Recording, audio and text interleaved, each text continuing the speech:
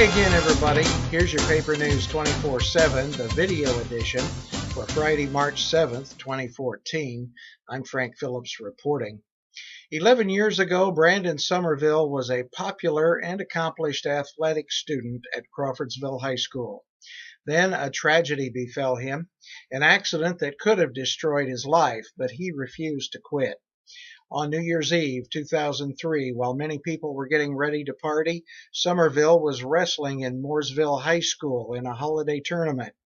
He was in a semifinal match when his opponent's weight shifted unexpectedly and Brandon suffered a broken neck.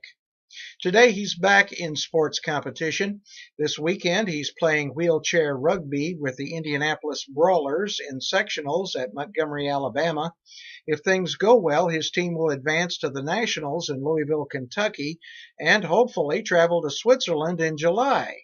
His goal is to represent the United States in the 2016 Paralympics in Rio de Janeiro. Wheelchair rugby is a sport designed by people back in the 70s for people who are quadriplegics or have impairments to all four limbs, Somerville said in an interview Thursday on his trip to Alabama. I'm shooting for the Paralympics. I was told the 2016 Paralympics is probably not within my grasp, but again, they said a lot of things weren't in my grasp, so I'm looking to prove everybody wrong. Somerville and a friend, Kevin Crombie, made the U.S. national team in Birmingham, Alabama in October. Once a month, they travel to Birmingham to train with the rest of U.S. Team Force, the wheelchair rugby team. Crombie is a student at Purdue, and the two teammates play wheelchair basketball with the Lafayette Spinners to stay in shape. Somerville also coaches wrestling for Southwestern Middle School in Tippecanoe County. There's a boy on that team who is paralyzed from the chest down, and Somerville has been working with him.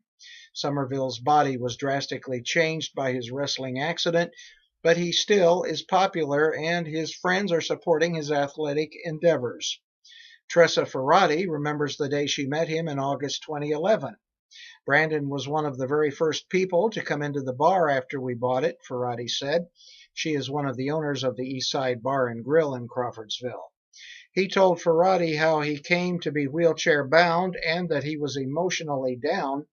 Somerville said he let himself get out of shape after the accident. First, he lost a lot of weight because he wasn't active, but then he gained a lot of fat because I ate like I did in high school, and you can't do that when you're in a wheelchair, he said. On a later visit to the bar, Somerville told Ferrati he planned to play sports again. He said he would try out for the rugby team in Lafayette, and I told him to go for it, Ferrati said. Somerville did go for it, losing 85 pounds of fat and gaining muscle. Somerville would talk to Ferrati when he became discouraged, and she would tell him to keep trying, and he would make it.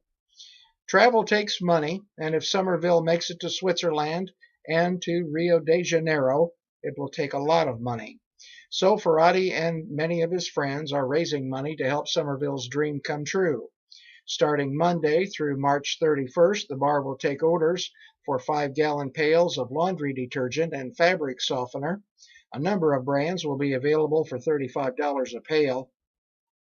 On April 26th, from 11 a.m. to 3 a.m. the next morning, Ferrati is planning a number of events at the bar to raise money for Somerville.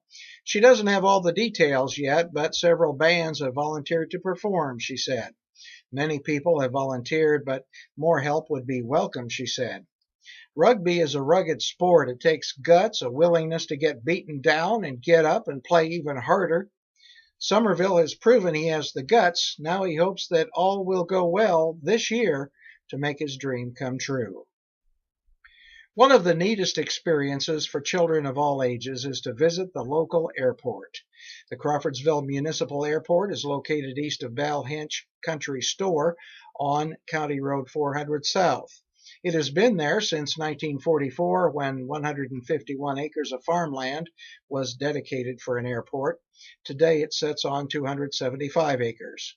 Over the years, the airport has been gradually improved, and the Aviation Commission continues to look to the future.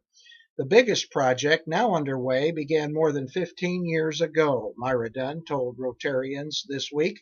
It's a 1,000 by 75-foot extension to the runway.